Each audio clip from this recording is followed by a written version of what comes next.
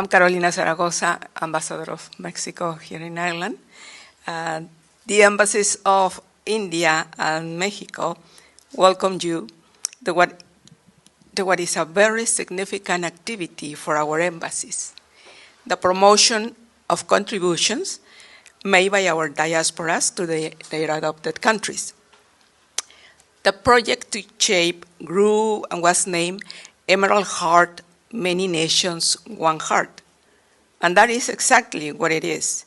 The organizers look for an element that will unite the three countries, India, Ireland, and Mexico, and discover the emerald, a precious stone that has great importance in our three countries.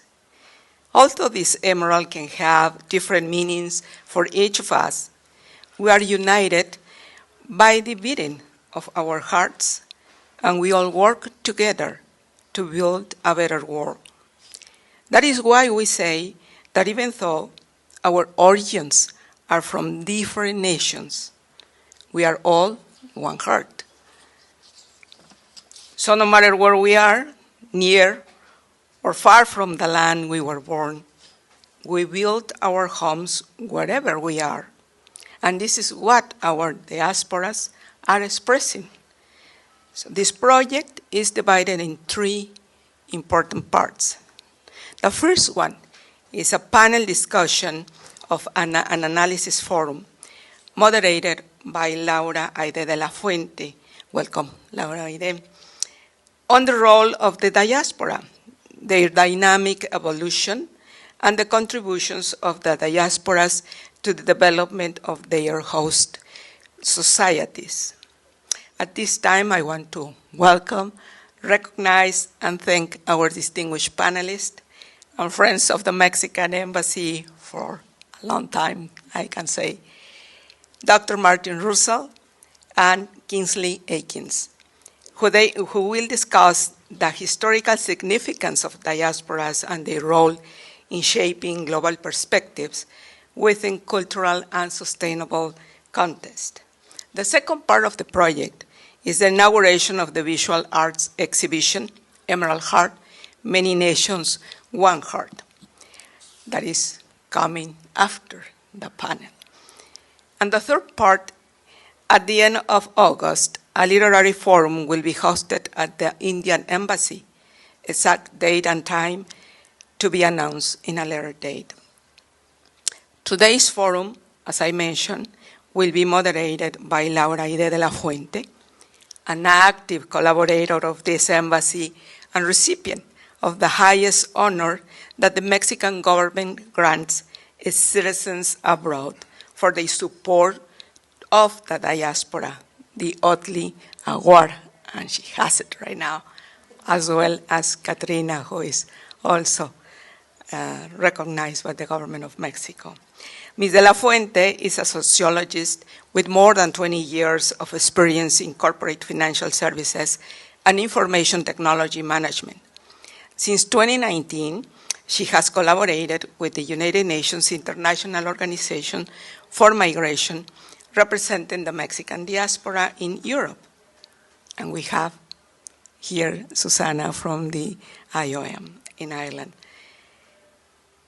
Laura De also participated in the Global Diaspora Summit, which took place in Dublin in April 2022. Ms. De La Fuente is currently Associate Director and Senior Project Manager at AIG Insurance here in Dublin. Laura De, the floor is yours. Please introduce our distinguished panelists and start the important conversations that we're going to be having today.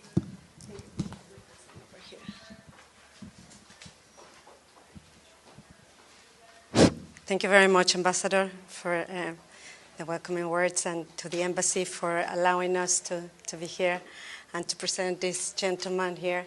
And thank you for letting me do the introduction of them, because it's an honor for me to share the stage with this gentleman. So let me just do an introduction for both. On my right here, first I have Kingsley Aikins.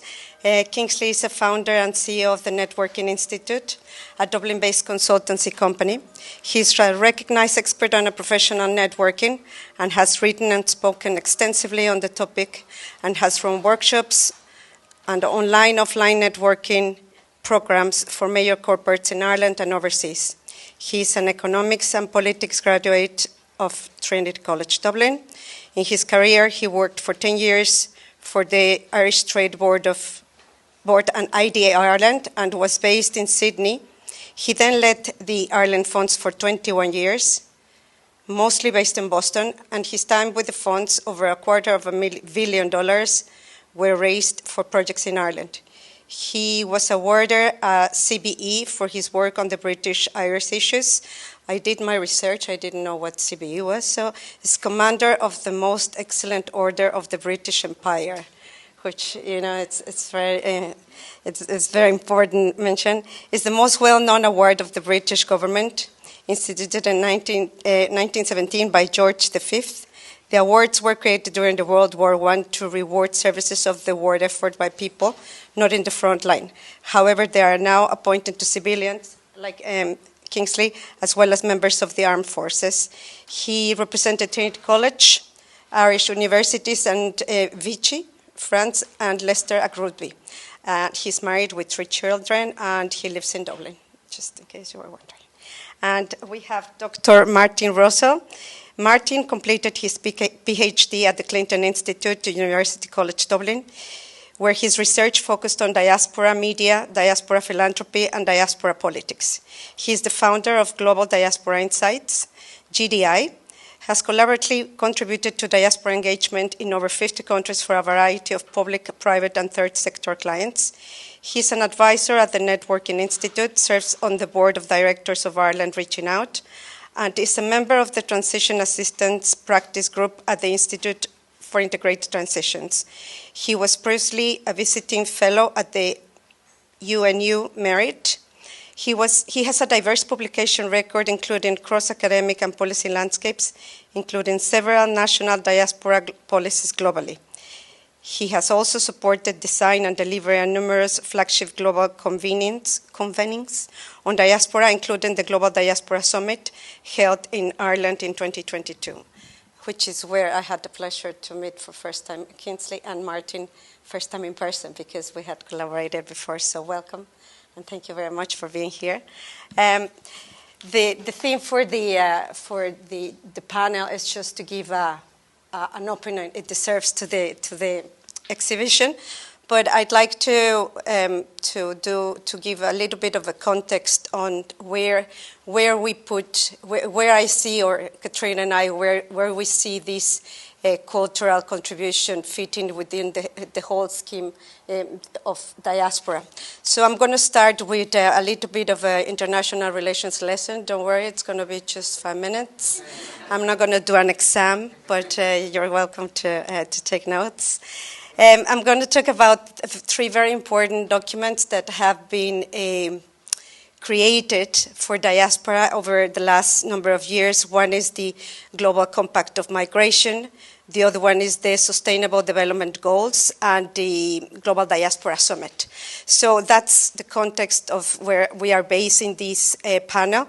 So the Global Compact of Migration is probably, all of you know all of these documents that I'm referring to, you do know. But for the ones that they want to know again about this, the Global Compact of Migration is the first intergovernmental agreement prepared under the auspices of the United Nations, convening all the dimensions of international migration in a holistic and comprehensive manner. It was signed on the 19th of September 2016 in New York.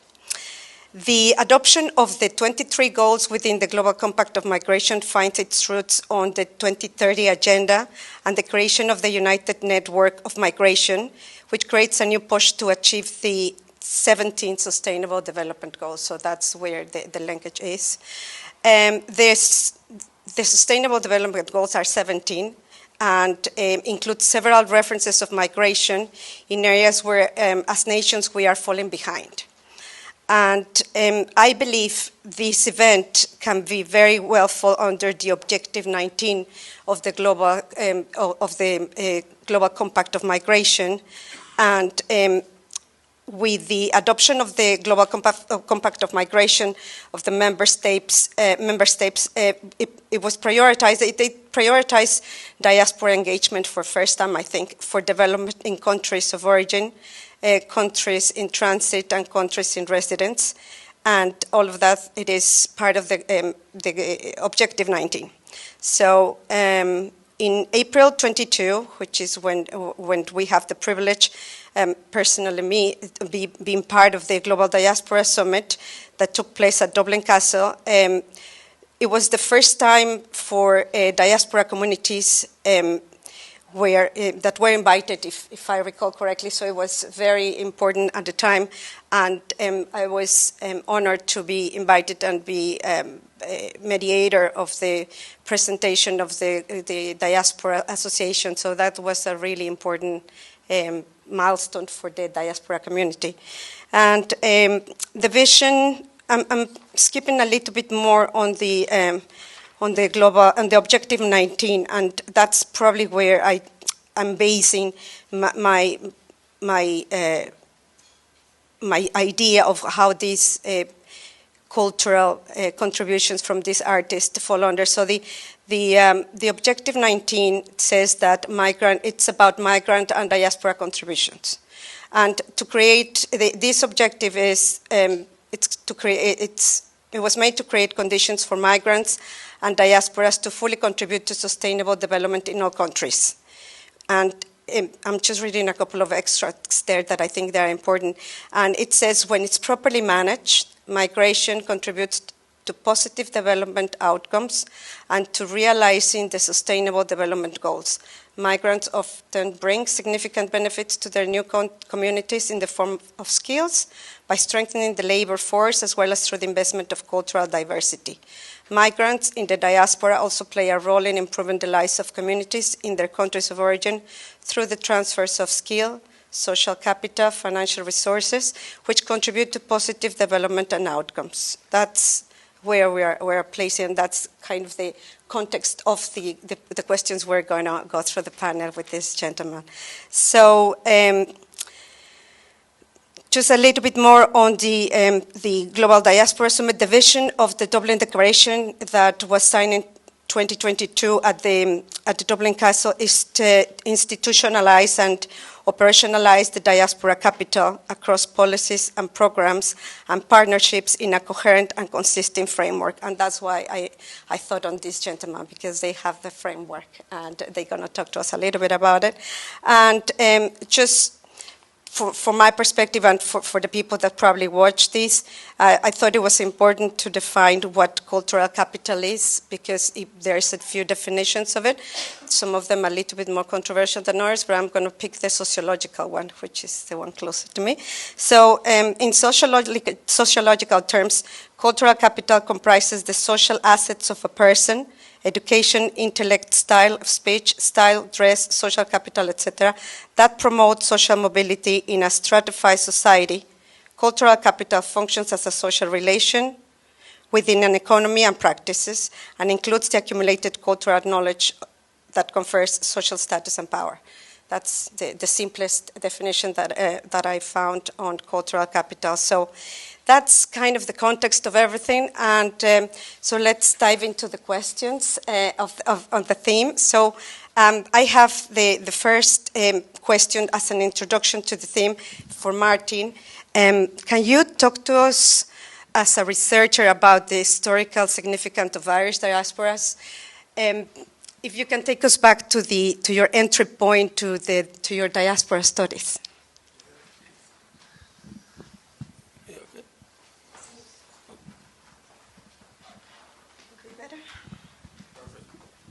First of all, Ambassador, colleagues, thanks for the welcome and invitation.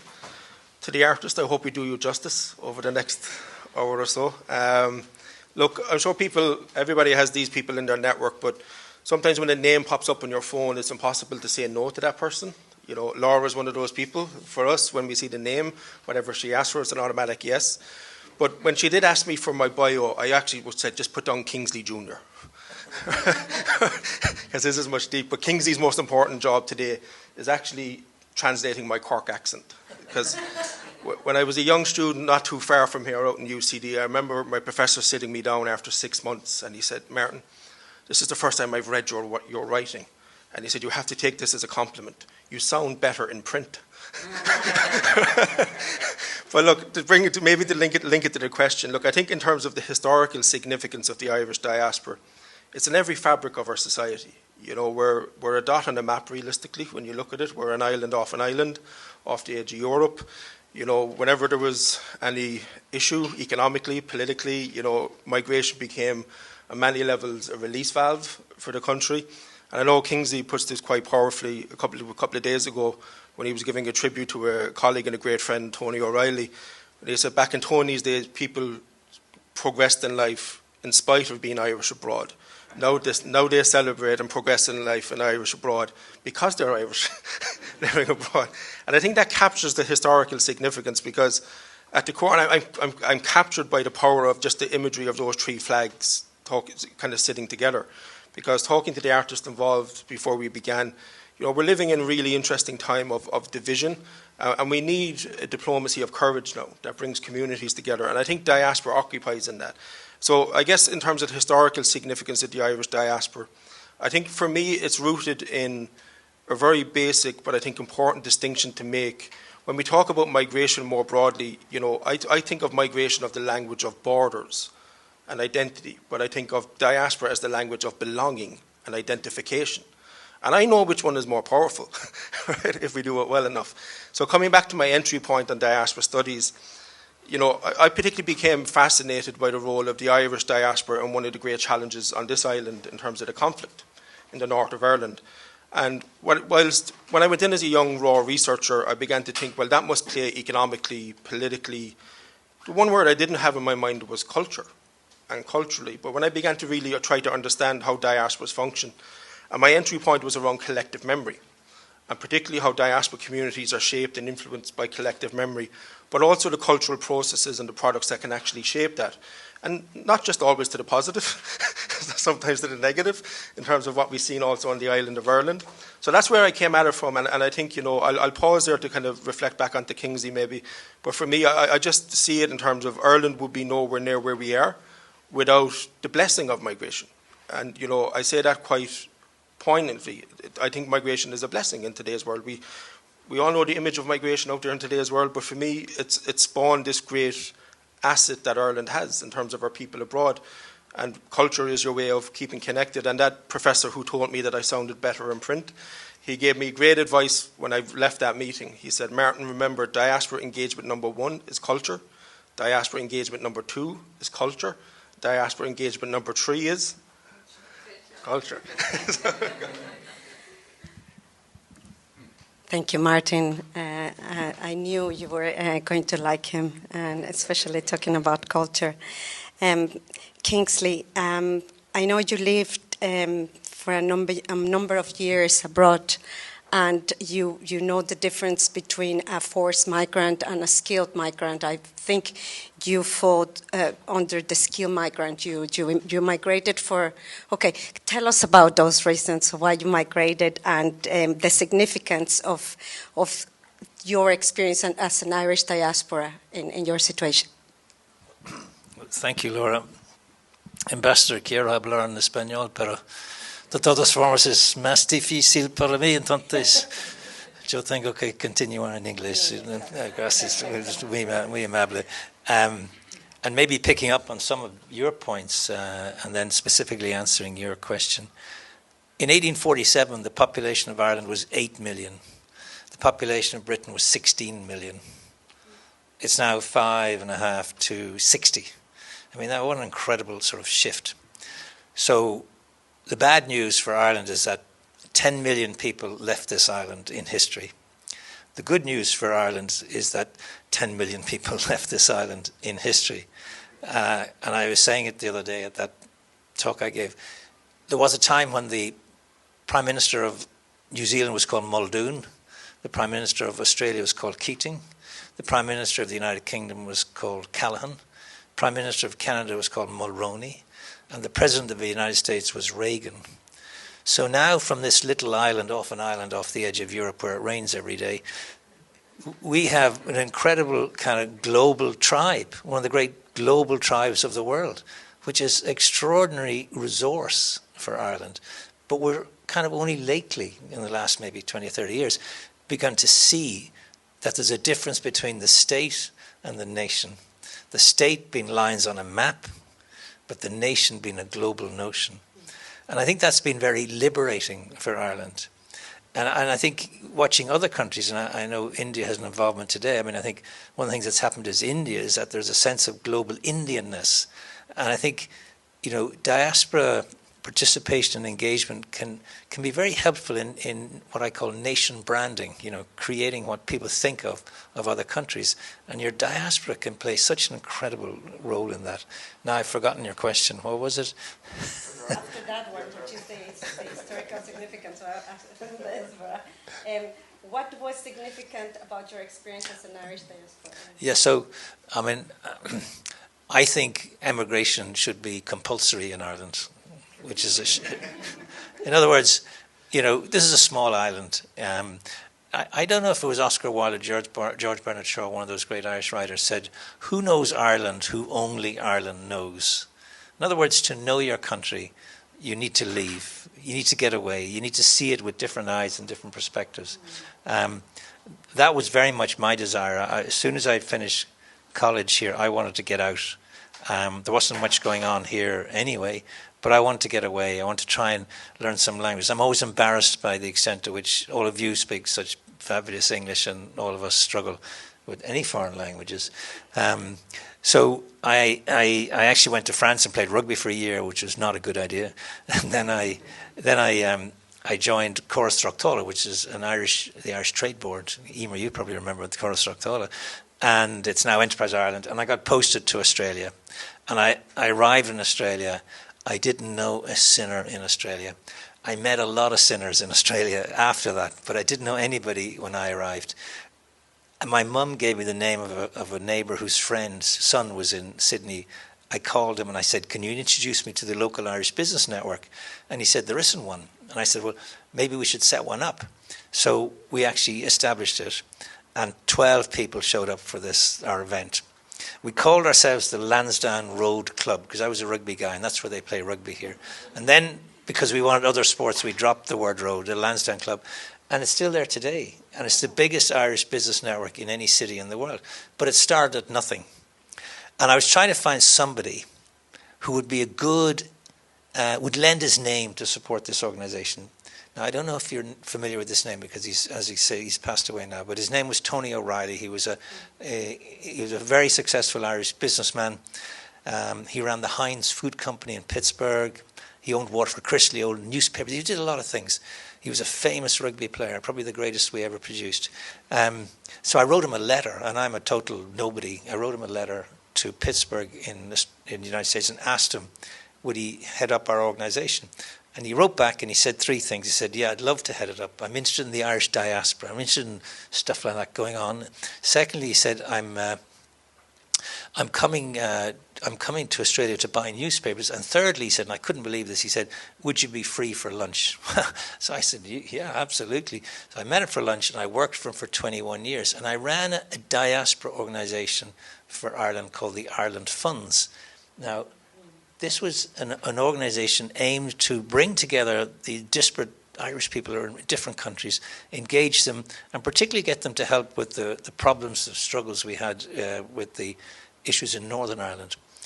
And we had a fundraising dinner in New York to start this event, this organization. And the dinner was so unsuccessful, the only reason we had a second dinner a year later was to pay for the first dinner. And that's $600 million ago. So I'm a big fan of the notion nobody starts a large organization. I mean, the son of a Syrian migrant, 21 years of age, Steve Jobs, started a company in a garage in Cupertino in California and produced the first Apple computer.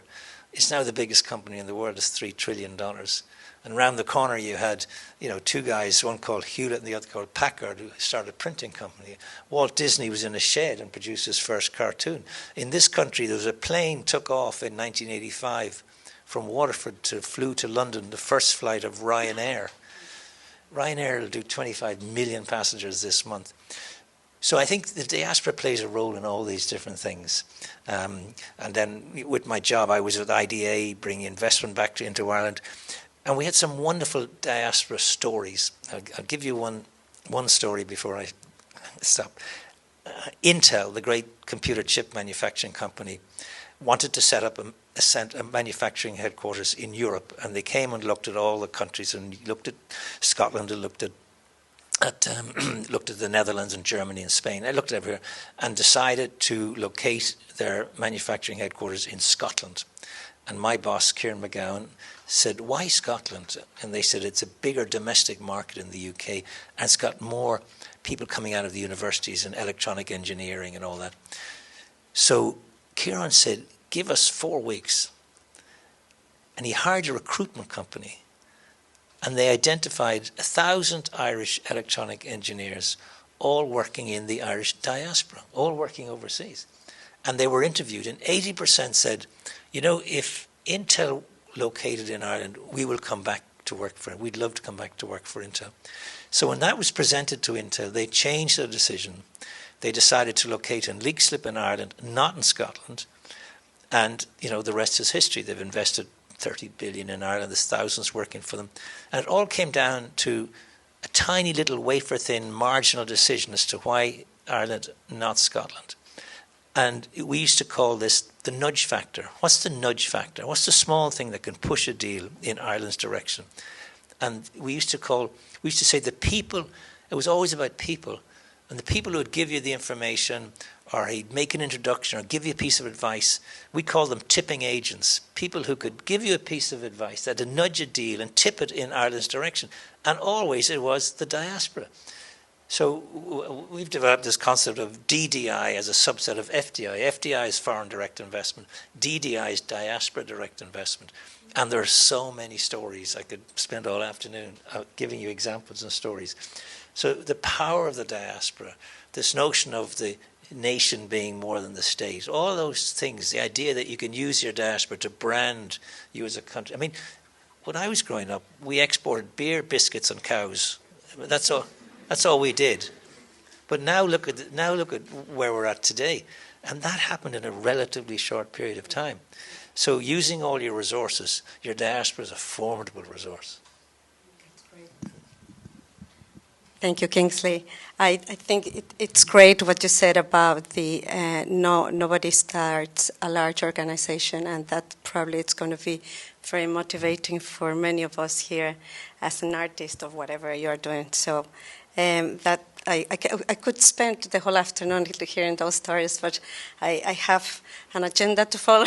So let's talk about, and I think it's related to what you're just saying, that about that story about the engineers that they were diaspora on different parts of the world. So I want to touch a little bit now on the cultural capital, which is all those assets that all of those people, all of us as diaspora bring to wherever we go in the world. So what are Ireland's most well-regarded cultural capital assets, do you think, Martin? Well, I think we moved on from beer and biscuits, but they're still important. No, look, I think on one level, this might sound like a bit of a flippant answer to begin with, but I think our people, on one level, are incredibly important cultural assets for the nation. Coming back to what Kingsley talked about in terms of power and what people think about you, and there's sound, particularly kind of relevant academic theory on this by a professor at USC, Professor Nicholas Cull. He talks about we're in the age of reputational security. And I think culture and the power of being able to tell your story, and most importantly, who is telling that story in an authentic way, is important. And I think that's accelerating when we look at the innovations around artificial intelligence. Somebody joked to me the other day, said, how do we make sure that there's authentic intelligence in terms of artificial intelligence? I think it's a nice way of looking at it in terms of where we're going. And I think just in terms of diaspora engagement, the phrase I would always use, and we've seen this to directly answer the Irish question, I think we've put cultural engagement front and centre of our diaspora engagement model.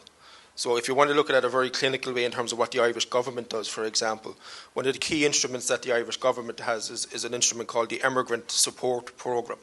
And this is a fund to support diaspora organisations all over the world. And at the core of the mission of that programme is to support the most vulnerable members of the Irish diaspora. But the way the Irish government realised that they would get to these people is through the power of culture, for example, because quite often, the migration journey is not all roses in the gardens. It's tough, right? So I think Kingsley, we had a line one day of saying migration is a journey of struggle to success to significance. And not everybody goes through that journey. Some people stay within it. But what we also began to see through that programme, because it was 10 years old in about 2014, so 20 years old and we're getting old in many ways. We did a review of that after 10 years for the Irish government. But what we also began to see was culture was the glue in terms of where you engage also the overachievers in your diaspora. So a mutual friend of Kingsley and I, who was the former Consul General in New York, Tim O'Connor, he had a great line. He said, the two most important streets for Ireland in New York were Wall Street and Broadway. I think it's a very powerful way of looking at it in the sense of where that cultural piece can play out. So historically, music, arts, literature, and we've been very prominent in those terrains. We've also, I think, tried to embrace that, that does need to be evolving with the times. I think a friend of mine had a great tagline. We'd look at something like Riverdance. It made Irish dancing sexy. When it wasn't maybe sexy before, when you think about it. But that was driven then in terms of a cultural product. And I think it does come back to, and this is where I think embassies and diplomatic missions at large have a critical role to play.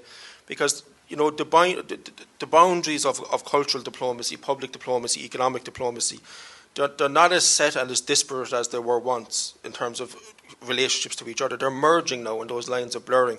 So I think we've evolved, as I say, from biscuits and beer.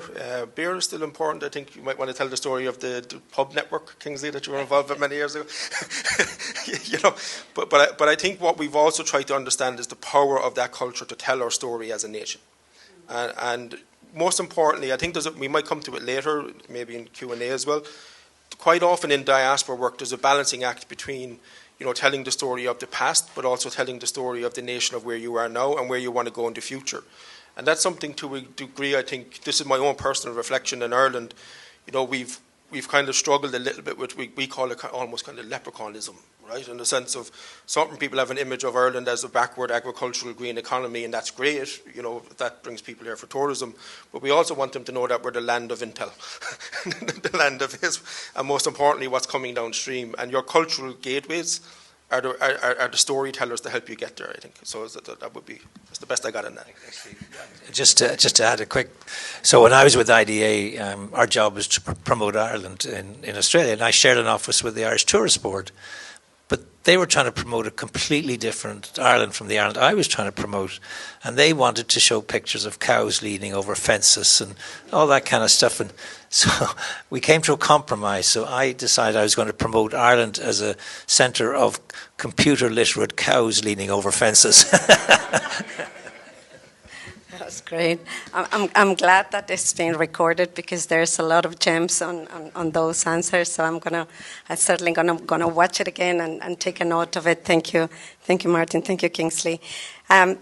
Cultural capital assets. You described all of those. Generally speaking, as an Irish, from your experience, Kingsley, like you said, you lived in six countries for a number of years.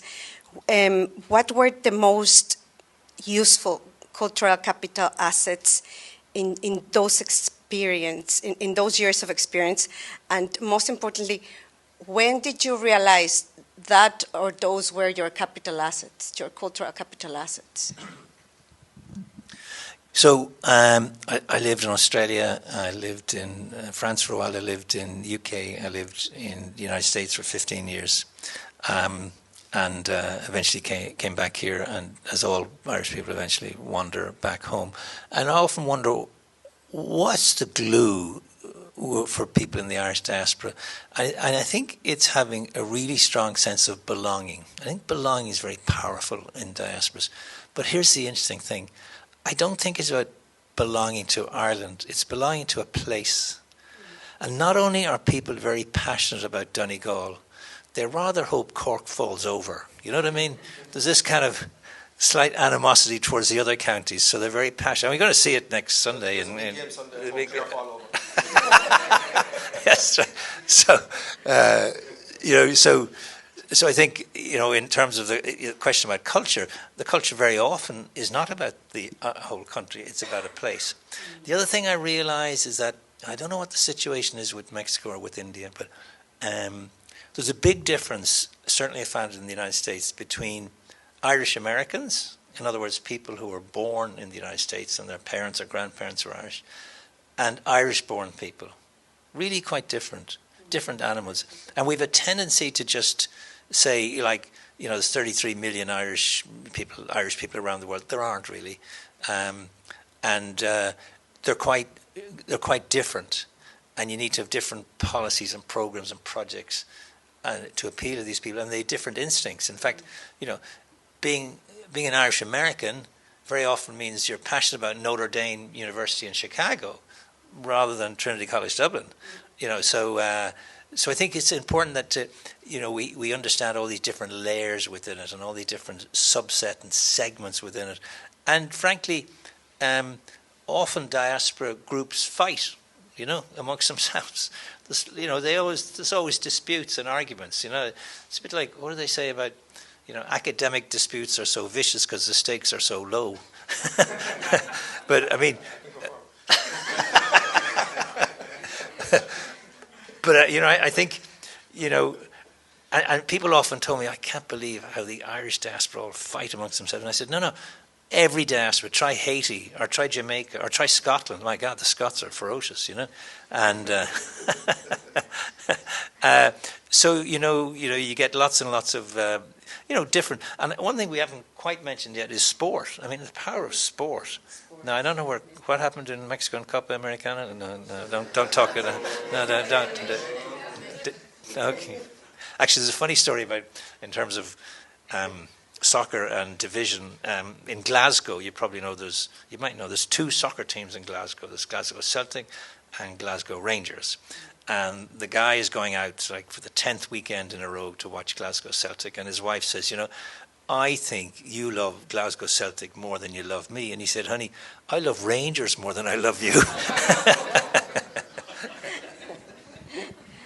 Thank you. I think I have a couple of more questions regarding cultural capital. Let me see who of you want to answer that. I just want to know about art and culture and aspects. Probably it's for you, Martin. Can you talk to us about art and culture aspects of your research studies on diaspora strategies, especially on the conflict transformation in Ireland? Before I get to that, I think, life is about timing more often than not. And I think Kingsley mentioned the word belonging. And I think what's really important at the moment, given some of the challenges we're facing in the world, I think the world is looking into a crisis of belonging. And I think there's forces that are actually accelerating that in terms of technology. So that's why I think that the time is now for this diaspora work, because this is a form of authentic belonging.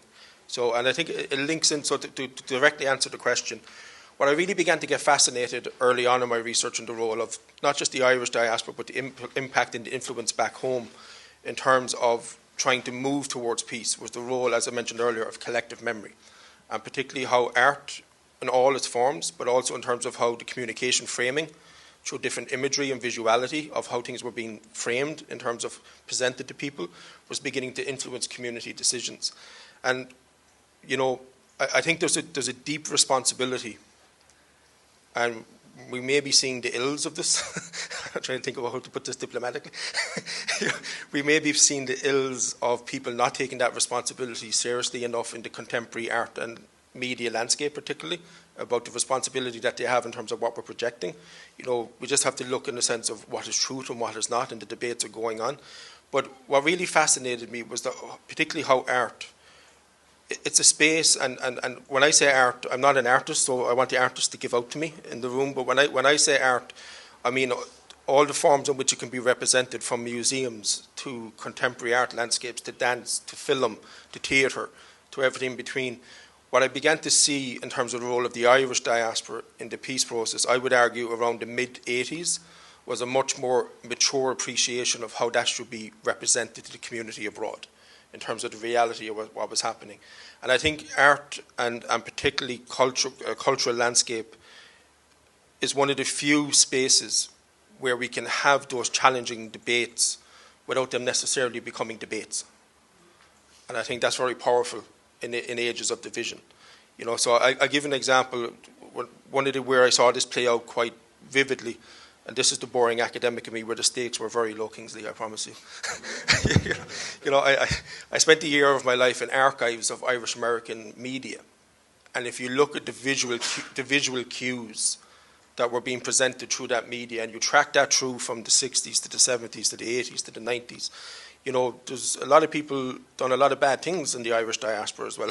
And we have to admit that as well. It's not, as I said earlier, it's not all roses in the garden kind of stuff. You know, diasporas can be pretty destructive if not engaged in the right way. But what you do see is a shift, and I think that played out in our culture as well. You know, and if you look at Irish film in terms of how the conflict was treated later on, you know, and if you look at our artistic talent now and where it came from, you know, everybody's familiar with the Liam Neeson accent. You know, there's ways in which the story was being told in a different way. And I think that's the responsibility of art. It's up to us how we interpret it, you know, but I think my entry point to it, just directly on the research, if people are interested in this, two books that really stood me in good stead when I was working through this. One was from Marita Sturkin on Tangled Memories, which is a very powerful book in terms of how this visual, kind of the visual form can shape how we see as communities. And the other one was Angela Landsberg, I think, called Prosthetic Memories, which is also towards the most problematic use of the art form. So that's where I would answer that question. But I think at the core of it is really, really respecting that responsibility for art to make us look internally upon ourselves as well as communities, and understand that, you know, maybe we're not doing everything the way we should be. And that's okay as well, particularly in areas of conflict. Important to learn that, yeah. How could we learn when we are not making the right, they're not taking the right steps? Just to delve a little bit more on the cultural assets, and just to close this part with you, Kingsley. I'm sure. How many years ago were you come back to Ireland after living abroad? 10 years. So did you consider that you were a different person in terms of values and cultural assets from the time you left and the time you came back? And did you decide to capitalize on them, on those specific cultural assets after coming back from being in a diaspora? So I lived 30 years, you know, in the diaspora, and I experienced all the different aspects of the diaspora. Also, you know, I wanted to be very careful that I didn't live in a ghetto. You know, I didn't just hang around with Irish people. And here am I, running a diaspora organisation from Ireland, working for the Irish government, promoting Irish. So I had to really make sure that I counterbalance that.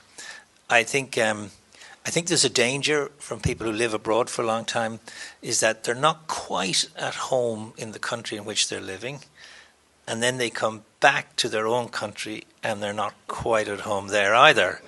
So they're kind of slightly disconnected with both. Now, I don't blame the countries for that. I blame the individual. You have to make up your own mind, and you have to adapt to and adopt to the country you've decided to go and live in, and the country that you then decide to go back to. So why did I come back after all those years?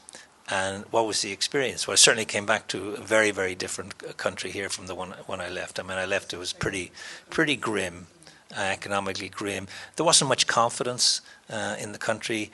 There wasn't much talent in the country because most of it kind of left. So I came back. So why did I come back? Well, I joke sometimes because I say that it partly was driven because I wanted my kids to be back this part of the world, not necessarily back in Ireland, but back in Europe. So I feel strongly a sense of being European. But my daughter came to me when we were living in the United States, and she was born there and educated there.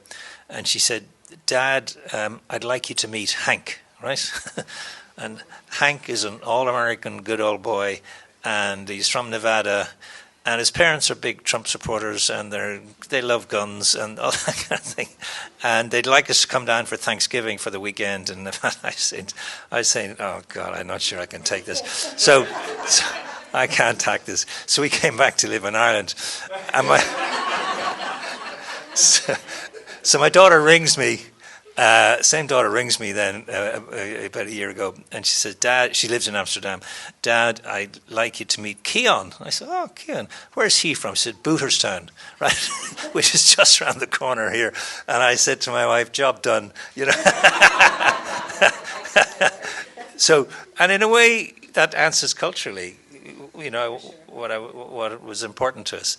And what I found absolutely fascinating, my kids have come back, and as I said, I encouraged my kids to go away, and they went away, but to Europe, in Amsterdam and Berlin and London, you know.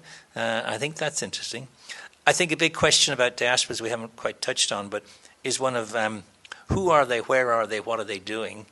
And to put any policies, programs, and policies in place and projects in place, you need to have that information. But actually, mostly, nobody has that information.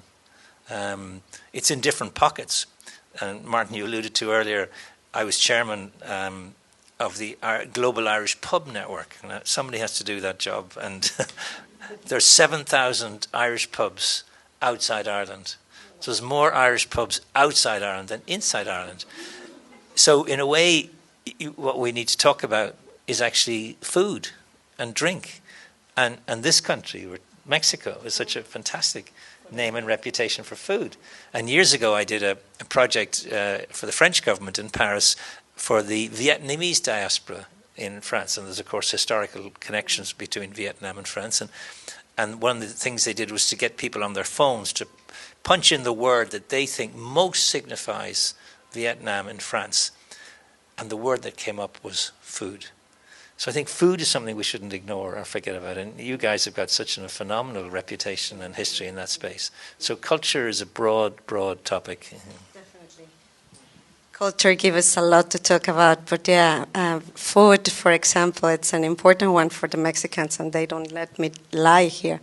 But I was actually listening to a program today from a nutritionist, and he was talking about in many years ago, food was for nourishment and love, and now food is also is for financial gains, but not to going into another line of thought. Food is also culturally what defines some countries as well, and Mexico is one of them. Is very, very rich in gastronomy as well. So I have just our final questions, and they are around the culture and technology, the diasporas and their contribution to culture and technology. And this is because, especially on this exhibition, right? And I was talking to Katrina yesterday or before yesterday. It's like, what part of that's my ignorance talking, but what part of the art it's technology, and then I thought and enjoy. I was like, okay, yeah, I know that. It's the merge of all these new tools and technologies. So I just wanted to know if can you share a couple of recent cases where you have seen the work of diasporas in art and culture being formally supported by the country policies, especially.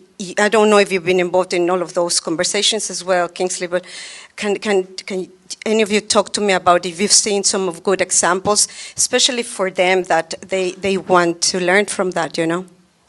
Yeah, of course. Look, I think to underpin that, and this is a bit of we're getting there slowly but surely, but it's a bit of a crazy dream that I have. I think every country in the world should have a diaspora policy.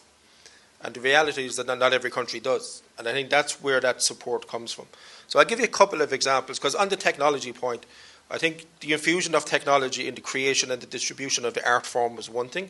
But I think also what you're beginning to see is that technology now is becoming an arena of that art form. And I think that brings a different set of challenges to it. So I'll give you a very practical example of what I mean by that. And it links to Kingsley's story. The word I would use, Kingsley, to your story is life cycles. Sometimes we forget that diasporas are people. We mentioned big numbers in terms of we have X million people living abroad. They send back X million or billion in remittances. But these are people at the end of the day, and life cycles become important. And what I've seen, for example, in friends and in different communities is that quite often people have children, for example. Their cultural antenna goes onto a different radar. When those kids have kids, when people become grandparents, the cultural antenna goes up a bit. So I think it's important that you play across in that. And that's the first example I would give. In Greece, for example, the Ministry of Foreign Affairs were incredibly worried about the intergenerational belonging and affinity to the culture, and whether that was language, Greek mythology, Greek stories.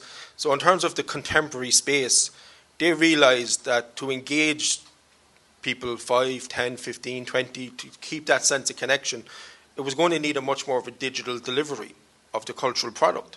So they did a partnership with the Nearchos Foundation, who hired a digital content studio that created an app called Stali and Enka. And this is basically cartoons for kids. And I was talking to one of the people involved in it, and they said, where did the light bulb go? And they used the joke, they said they were sitting on a plane and they watched the family talking to each other. And the grandparents were talking to the parents, but the kids were on the plane like this for 3 hours. So they said, if we're going to engage them in terms of staying connected to Greece, we're going to have to come up with a digital product on our culture to tell the story in the arena that they're in. So the policy drove that. So that was a partnership between the Ministry of Foreign Affairs, the Nearchos Foundation, and a digital content hub to produce this out. It was so successful, the Nearchos Foundation have now funded the Asia Society in the US to build out similar products for the Asian community across the US. I think a really powerful kind of hybrid in-person, we say high-tech and high-touch, in terms of the interconnection of technology and the people side of this business.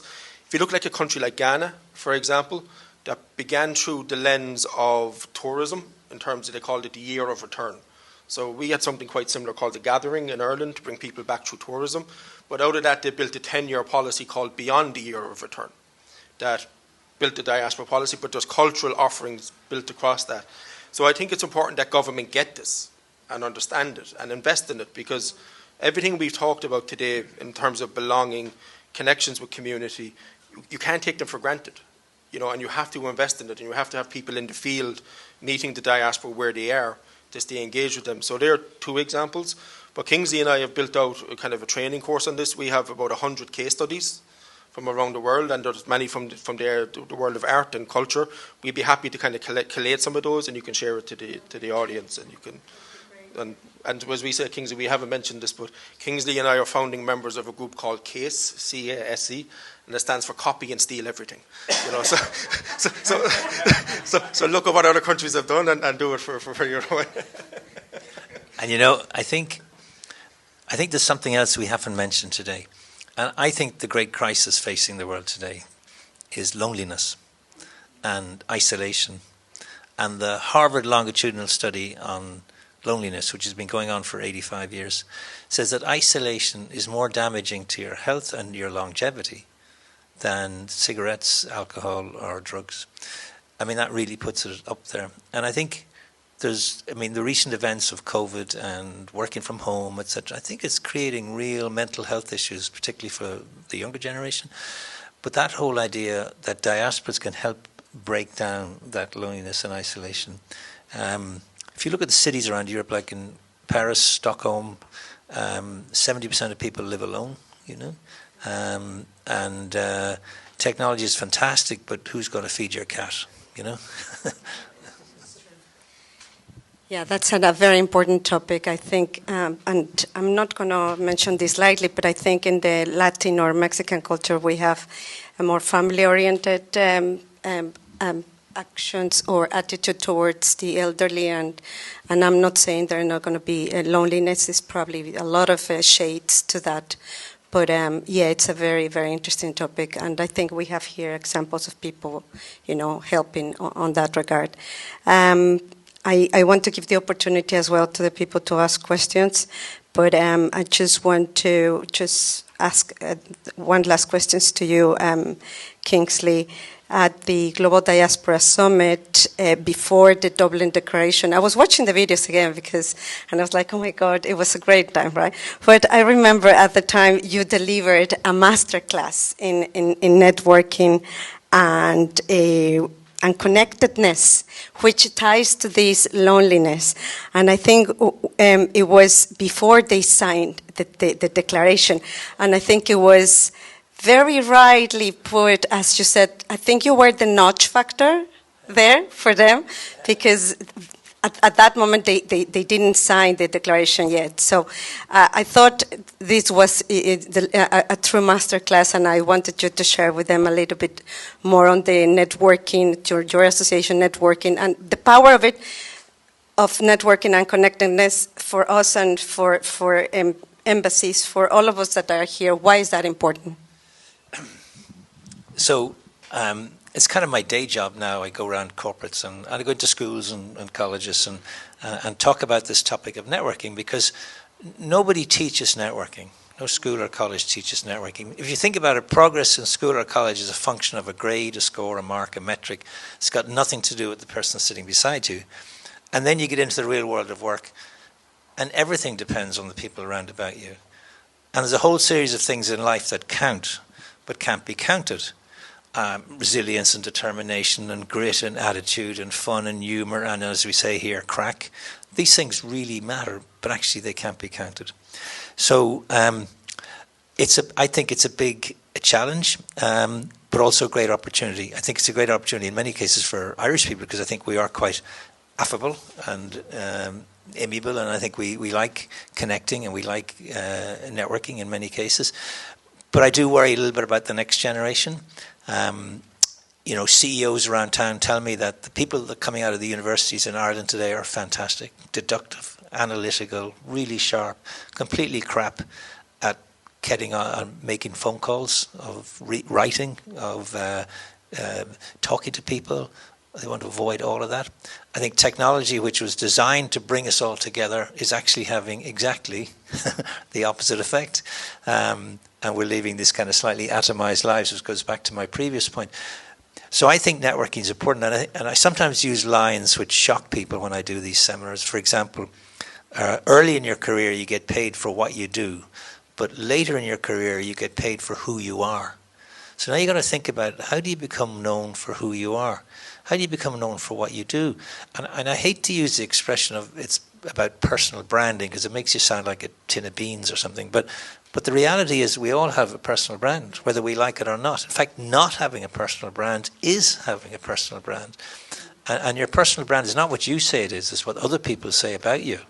As Jeff Bezos said, it's about your reputation. Your reputation is what somebody says about you when you're not in the room. So all of this stuff's come together.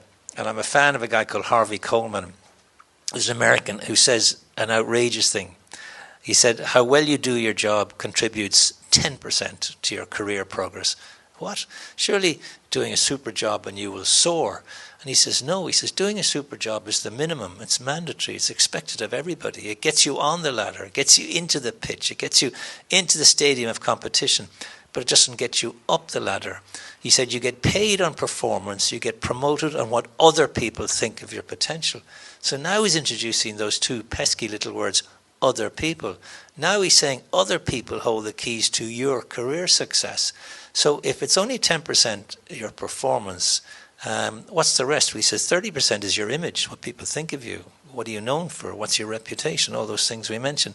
And then 60% of career progress when it comes to networking is exposure.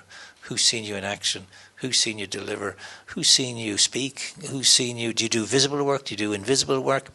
And he says an interesting thing. He says, remember, in your career, all major decisions about your promotion, your compensation, the next project you take on, will be taken by a group of people sitting in a room, around a table, and you won't be in that room. How true is that?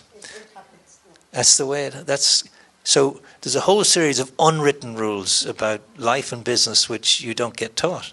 And, I don't know how many of you got the parental advice that I got when I was starting out, which is work hard, keep your head down, keep out of trouble, and let your good work speak for itself. It's really crap, because because work doesn't speak. Other people speak. And if nobody knows what you do, guess what? They move right along to the next name. Anyway, it's a 3-hour presentation, so if you... For more details, you can contact the Networking Institute of Ireland. But thank you for giving us a little bit a taste of what was that masterclass. I'm a fan of networking, professional networking, and who knows me here, they know very well I am. That's why I admire your work and admire what you do. There's a lot of things that I can take with me, but before we do the closing, I'd like to give the opportunity to people to ask some questions if there are any, and then we do some closing remarks. Yes. What do we do with the microphone? Like that? Good. Is it necessary? Well, I'd like to ask you both about how will you deal with the changed version of your culture, or the tergiversation, or the appropriation, the cultural appropriation, or some other things when you face some imitation of your culture that is not really pleasant, actually the opposite, and is so spread, so worldwide spread that is overwhelming. I can be. Yeah. I think it's important as well, to have that understanding and acknowledgement that culture isn't static. It's a living, breathing process. And Kingsley kind of hinted at it. What we'd also have to say when we talk about diaspora, where are they, who are they, what they're doing, there's no such thing as the Irish diaspora. There's hundreds of them. So the Irish-American fourth generation is different to the Irish guy from Cork living in New York working for the Bank of America. So I think what I would say is that what you have to do I speak here from working with governments particularly, you have to understand the story that you want to have out there as the authentic story. There will always be contests to that, either even from your diaspora sometimes, right, in the sense of the story, what you do. But you have to understand that appropriation is that what Mexico means, for example, to people in the Mexican diaspora will be different across your community. And it's about understanding that you need to have that nuance, and it's not that one person's sense of belonging is more important than the others. And sometimes that's where the fighting comes from, and we've seen that particularly in the conflict in Northern Ireland. The Ireland that one side of the Irish community saw in the US was not the Ireland. And ironically, one of the things I found in the research, I thought it's hard when you say this publicly because you get in trouble sometimes, but we were probably lucky that there was an economic recession in the 1980s. Because what that did was bring a generation of people that had lived with the conflict over to the US. And I actually think it's no coincidence that it was by the kind of late 80s that you begin to see a shift. Because that's where, coming back to the boring time in the archive, you literally see it in the pages and you see it in the publications. So what I would say is that I think it's about understanding that you will have that variations of sense of culture and belonging. Now, if it's externalized appropriation, then that's where it comes back to the authenticity of the story you want to tell. That's a different play. And I think that's where cultural diplomacy is even more important, because we're seeing that in today's world in the sense of, and we didn't unpack this. Kingsley mentioned this word early on in the conversation. What I think effective cultural diplomacy through diaspora engagement does for a country is give you power. And we live in a world where we're seeing a reversion to old connotations of power. And I think it's important that we understand, when I say old connotations of power, in international relations theory in the last 15 to 20 years, we've been hearing ideas of soft power, where you get people on your side through attraction rather than coercion. Smart power, which is people-to-people power. But if you look at the shifts in the world that we're seeing in the first 25 years of this century, we're actually reverting to hard power. So we're not progressing that far as a society as we like to think we are. If you look at where the world was 100 years ago to where it is today, we're not too far ahead of where we are in terms of conflict. But I think that power is important, and understanding the power that cultural diplomacy through diaspora can bring. And it's about then having the right people in your diaspora telling that story. I give you a very small example, maybe directly answers the question earlier about our cultural assets.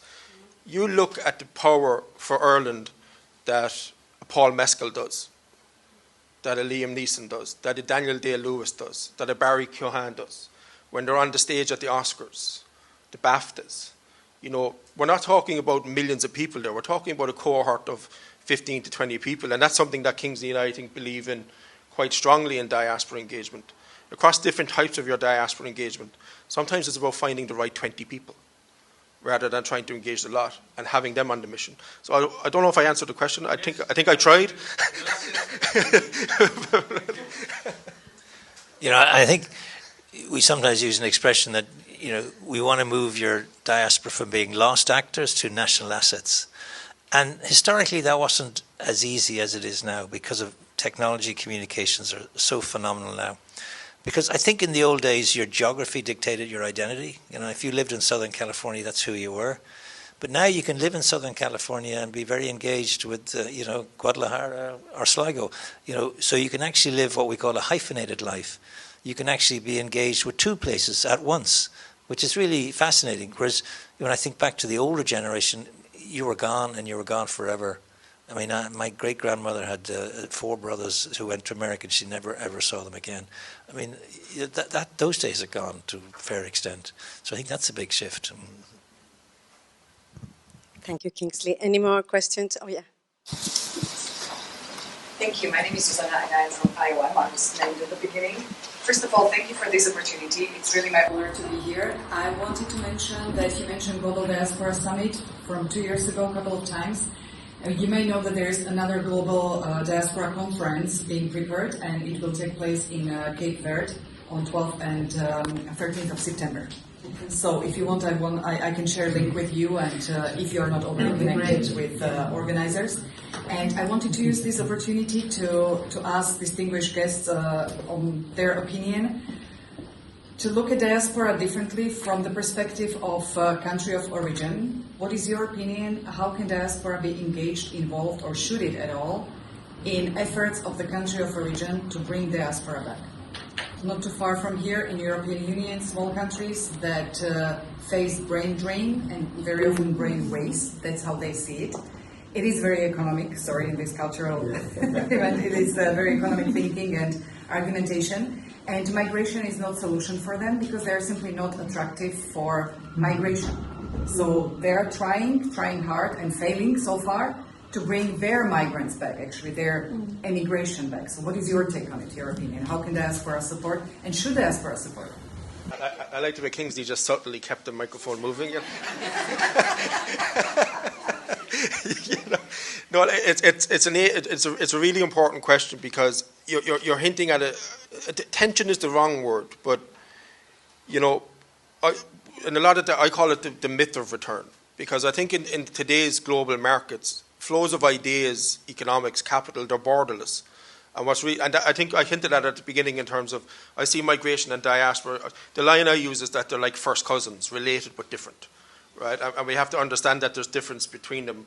Diasporas come out of migration, but the challenge you have comes back to life cycles. For example, we've seen even in Ireland trying to bring people back. Very simple things like when kids start going to school.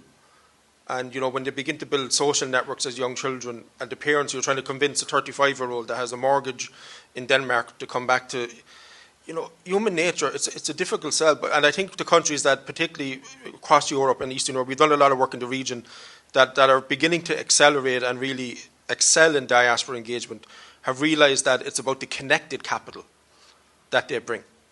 That, you know, that can still have economic development back home. You know, so we've done a lot of work in the Balkans, for example. And if you look at the economic development of the Balkans, it's inextricably linked to diaspora-led or diaspora-owned businesses across Germany and Switzerland and wherever, in Italy particularly.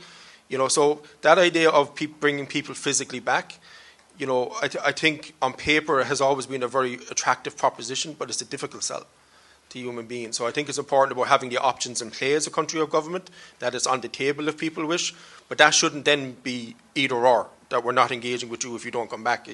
There's a different balance to it. So, you know, I think you're right. I think there's been a struggle for success, let me put it that way. There has been some, but there's been a struggle for success in it. But I think the added advantage that in the world that we live in today, you can be, as Kingsley mentioned, you can be sitting in Berlin from Estonia and doing incredible things for Estonia. You can be, you know, and that's the world we live in, and that's the power of it. So, yeah. look at the statistics. In 1970, 150 million people lived outside the country they were born in. It's now just short of 300 million. So it's become a massive issue. So what's the crisis facing Ireland, apart from housing and the rain? I think it's probably the attraction and retention of talent. That's the problem. So the diaspora is a source of that talent, but they have to be incentivized to come back, because they won't come back if the situation isn't as good as the one they're in. And if you look at particularly, say, medics and doctors, Perth in Australia is full of Irish doctors. So they have much better living conditions, much better weather, much better wages, much better hours on, hours off, all that kind of stuff. So what do we do in Ireland? These kids go to a good school, or go to a school, then they go to a university, they spend 7 years, they qualify as a doctor, and the Irish taxpayer has paid for these people, and they go to Perth, and at the end of the first month they get paid a salary out of which they pay tax to Perth, to Western Australia, to Australia. In theory, economically, they should be paying some fee back to Ireland, who's educated them. But that's not the way things work. And the only hope we have is that in time they'll come back with more experience, with connections, with some wealth perhaps, and contribute back here. But they won't come unless we find ways as a policy to incentivize and attract them. Just quickly on that as well, because I think it's a brilliant question. Kingsley kind of raised it up in the back of my mind. You know, we live in a world where migration has a pretty tough image. Let's be frank. If I asked everybody in this room to close their eyes and I said the word migration, we all know the type of images that come to mind, right? So the challenge, I think it's an opportunity. I'm a bit of an eternal optimist. It might be the Irish of me. I actually think one of the greatest responsibilities we have in diaspora engagement work is to change the image of migration. Because if you look at this city, Kingsley and I were lucky enough to go to a pretty big multinational not too long ago to meet a friend of mine, right, called Microsoft, run by diaspora talent. Go to Intel, run by diaspora talent. Why aren't we telling that story? Because that's the power of what we're talking about here. And that's those organizations are being run by diaspora talent from the front line to the boardroom. And that's the piece we have to tell. And again, some of them, because Kingsley mentioned the numbers on migration, think about this in a very simple way. That's first generation migrants. Add in diaspora. Diaspora is much bigger than migration, but it gets about 10% of the attention of it. So we need to flip that, because that's where the power is. And if you give those people that mission, you send them into battle. There's the message. I actually can confirm that. I worked in that environment, so I can actually confirm that. Yeah, just a very small point. I give you the microphone now to answer to you. Just probably you know about our network, the Red Global MX, the Mexican network. We actually have a lot of programs here in Europe that try to tackle that issue of the brain drain, and especially with the chapters in Central Europe, like Spain and Germany, Switzerland, Ireland. We haven't contributed much, but we collaborate with those chapters. And then we have a number of initiatives where we are working with areas in disadvantage, where we are giving master classes. We are giving master classes to preparatory schools, to colleges, and to somehow give our knowledge, and we call it the circularity of knowledge, and it is our way to tackle that situation in a minimal way, but that's what we do as well. You wanted to ask a question? First of all, thank you very much. Thank you both of you, Martin and Kingsley. A lot more than I thought I was going to get out of this. I thought I was going to be here because I had to be here. But very informative, really exciting. I wanted to say something about what we just talked about, and why the diaspora, or the people from the countries, the host countries, they sometimes see negatively, and that is, I think, and we're seeing it in America and we're seeing it here. We hear the wrong, we hear the bad of what happened, and that gets publicized, and especially with the media today, that it just burns. It doesn't just flow, it burns. And the positive things of what the diaspora does is very seldom heard. And it also looks bad sometimes. I remember a couple of months back, I'm looking at the paper, and I'm seeing just what you're talking about. The foreigners, what they're contributing to this country. And I'm thinking that there's a lot that students that come here, even though your students that went to school here and went to universities here, they go and work abroad. However, you have students coming here to learn. And that's cheap labor for Ireland. So Ireland is taking advantage, or it's not taking advantage, it's using it. It's not taking advantage because they're getting something in return. They're learning English, but they're coming here and working for just 30 hours. In the U.S., and I'm not sure exactly how labor laws work here, but in the U.S., if you work less than 30 hours, let's say, they don't have to give you any benefits. And it's to their benefits, so you have a lot of immigrants in the U.S., documented or undocumented, and they'll work 3 jobs, 30, 60, 90 hours a week, because none of them will give them the benefits. So the U.S. benefits greatly by undocumented labor. And this is not undocumented, it's here. It's legally here, all the students that are here, but the country is greatly benefiting from that. And we don't hear that. We just hear these foreigners are coming here. The question that I had actually was, what is it about some cultures that are able to keep their cultures, their diaspora cohesive? And I'm thinking Chinese, and I'm thinking Jewish communities, that they help each other.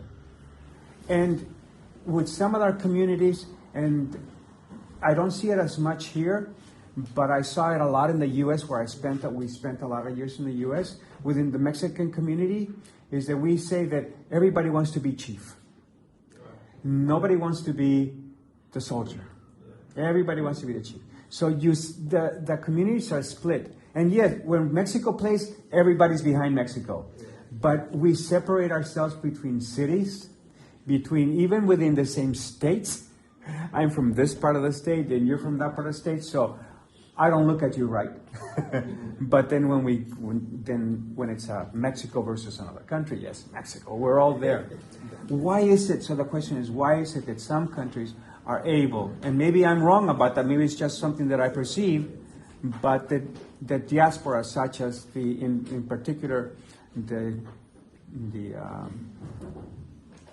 Chinese and the Jewish communities. You're the academic, so you'll correct me. You'll correct me anyway. But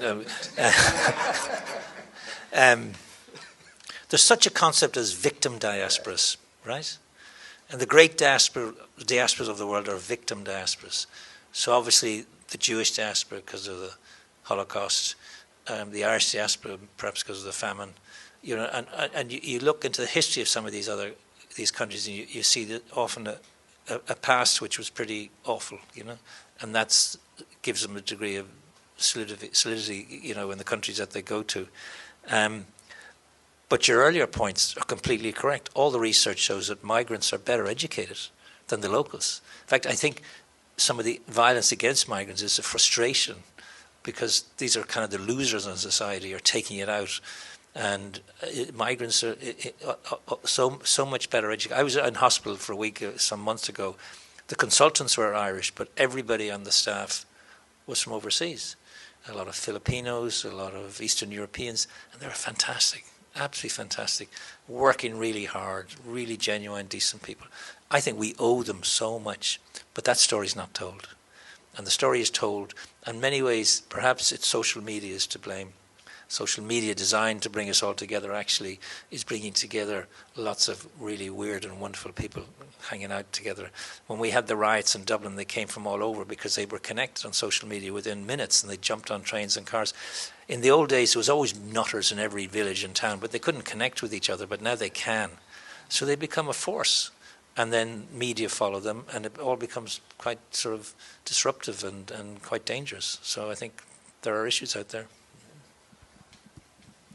First of all, he was spot on the victim diasporas, so I don't have to correct you this time, Kingsley. No, look, I think that there's a deeper question here as well. and look, I don't have the answer, but I'll ask the question in many ways. Look, I think the politics of migration has a lot to answer for.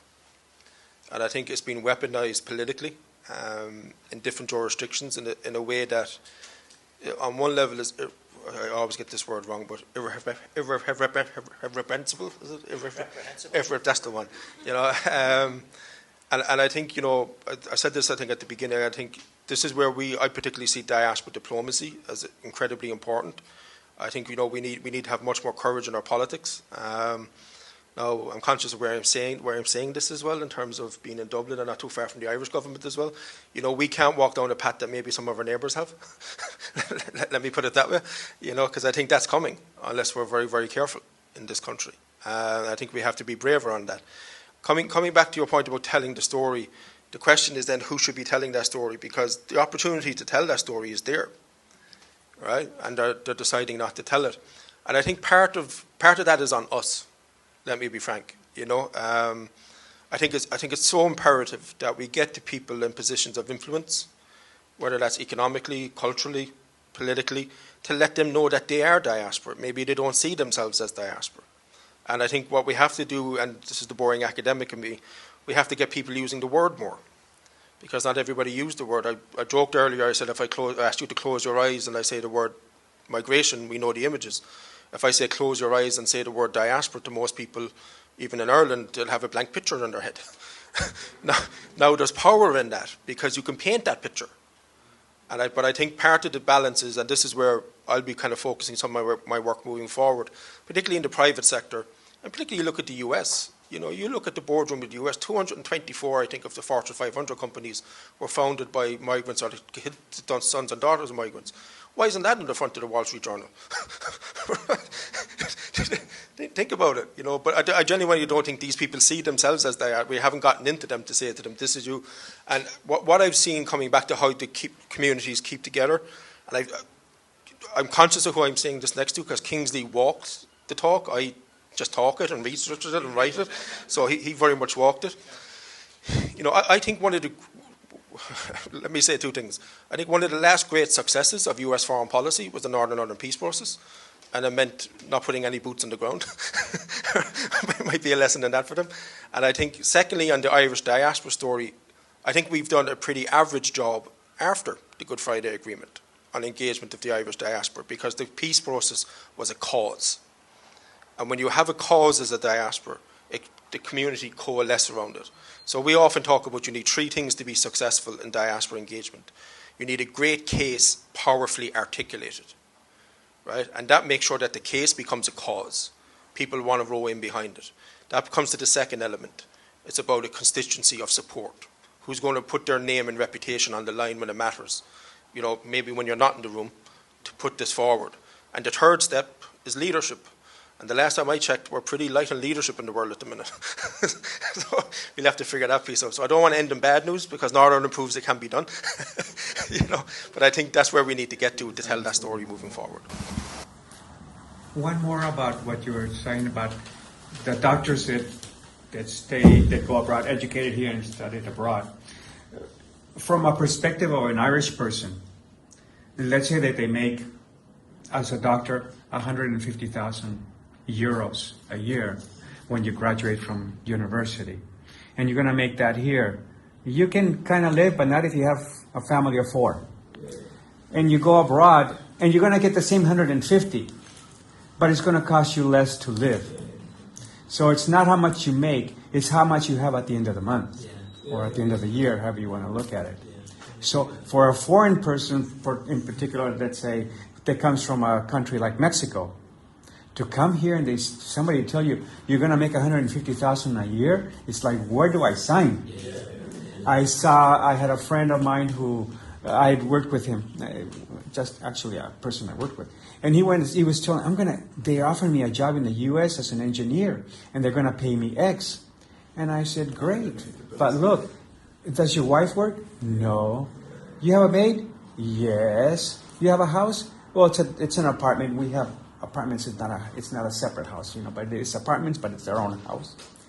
And I said, if you go to the U.S., you're not going to have a car. You're going to have to buy your own car, your own insurance. Your wife is going to have to work Or if not work outside, she's going to have to work in the house. She's not just going to take care of the kids. Very different, and it's going to be lonely. And those are the things that we don't put a dollar value to it, but it has a big effect. He ended up staying in Mexico. He realized what a great job he had. Yes. Thank you very much. I think we could. Do we have a time for one more question? Quick one? Yes. I'll make it brief. Yes. Thanks for the interesting discussion, and to Ambassador Zaragoza for the invitation. I'm with the Department of Foreign Affairs, so even though I don't work directly on diaspora engagement, it's always been a fundamental part of our foreign policy, as we've heard today.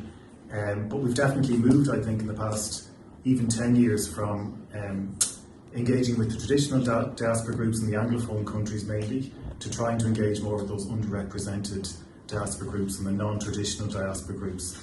And I think we've done that partly through the ESP, which is the funding mechanism that you mentioned, Martin, and making sure that we apply a lens to that, whereby projects that are aimed at connecting with non-traditional diaspora groups or women, or the affinity diaspora, for example, you know that there's an extra weight applied to them. And we've had a really interesting project on links with the Caribbean, which displayed in the Epic Museum last year, which, if anybody got the chance to see it, was a real warts and all look at our footprint in the Caribbean, and told the story of everybody from Irish slave owners to Irish people who'd helped with the development of literature and the promotion of Caribbean literature, and even self-determination movements in the Caribbean. So it was a really holistic approach, I think, to looking at our diaspora in different parts of the world. That was exemplified by that particular exhibition.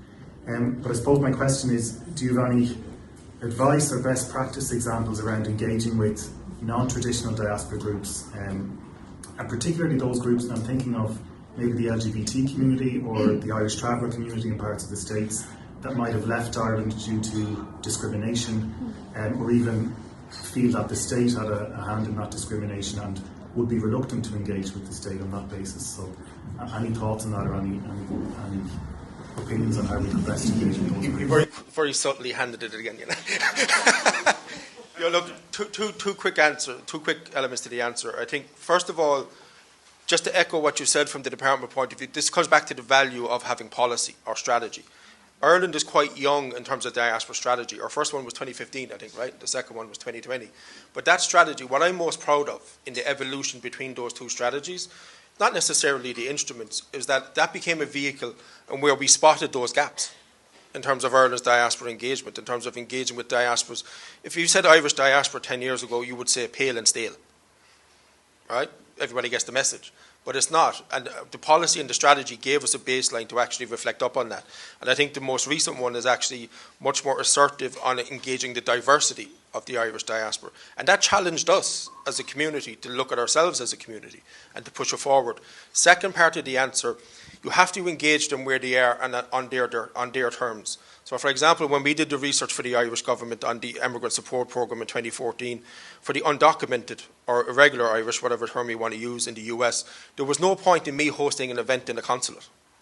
They're not going to walk through the front door to come to me, right? And I said that to colleagues at the time, it's a waste of time. So what did I do? Jokingly, I went to the Irish pub. And I got talking to the person behind the bar, who was from South Boston, who knew where these people were working. And I made some connections through her, and we went down and we heard the community in a different way. So they're going to have to, you have to provide the pathway for them to engage, but engage them on their terms, because the key piece in all this is trust. Do they trust you? Because that's what unlocks it all. And I think, as I say, we're living in a world now where there's a bit of a vacuum of trust, a vacuum of belonging. Diaspora can give you all of that. So hopefully, I know it's a quick answer. I think we're caught for time. I want to make sure we give the artists the time that they deserve for all their hard work. So I can pick it up after for a deeper conversation. Thanks, great. And look, hats off to the Department of Foreign Affairs and to the government, because they're doubling the footprint of Ireland's embassies and consulates around the world, which, you know, is only going to be great for servicing the diaspora. I think that's really, really fantastic. And there's all sorts of interesting niches out there. And I have to admit that some years ago I set up a thing called the Wine Geese Society of Ireland. In other words, we went around the world when I was with the Ireland Funds, and we visited wineries around the world which were of Irish extraction or distraction, we sometimes say. I remember we went to Argentina one year, and I remember going to the winery there in Mendoza, I asked the owner, checking what his name is, he said, my name is Jose Luis Hernandez Murphy, right?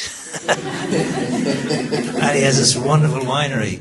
And of course, you know, Hennessy, the great brandy in France, with the Hennessy's from Cork and Lynch Bages and Bordeaux. And so you can actually discover all sorts of niches. And you mentioned a few. I'll tell you one niche I think we don't do a good job on. I think government could play a role here, is to work with the new Irish diasporas here in Ireland.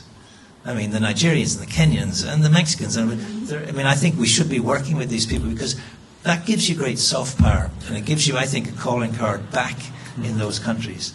And we don't really do anything with them. We kind of think it's up to their country to do that work. I think we're missing a trick there. What do you think, Mark? Yeah. And I'll just finish by saying, as part of the national strategy for Ireland's diaspora national strategy, one of the elements is to pass on and to help other countries with, you know, with their diaspora efforts. And we've been, 50 countries now we've worked in, and counting. And we were in Zambia and Nigeria there. And the number of politicians we met in those countries who were had been taught by Irish priests or nuns was just incredible. Now, we've no more priests and nuns going to Africa. It's over. But the history was a non-colonial history we had. And I think the next phase of our interaction with Africa is to teach African countries to connect with their diasporas. That's what we do. We go around these countries and we share, you know, because it's a non-competitive industry. You know, and I think we in Ireland could become the world leaders in this space if we really put some time and effort. And that's kind of finished by saying that's really been our driving mission over the last period of time, is to position Ireland in that sense. When we began that mission, I had a full head of hair.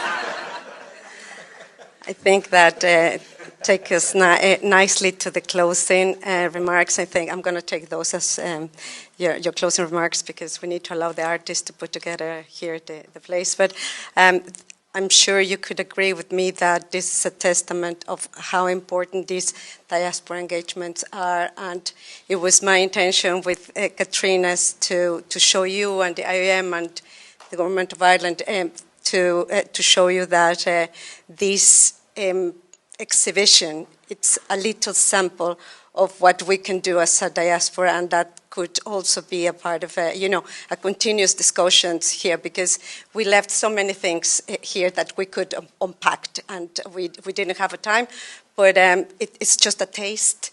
We hopefully can have more iterations of this. It was an absolute honor and pleasure to have you here and to share this stage that it was a little bit more cozy and, and personal than the other one, but the other one was great as well, so I cannot say anything. But from my part, thank you, Ambassador. Thank you, everybody at the Embassy. It was, thank you for coming and for all your knowledge and experiences. Thank you.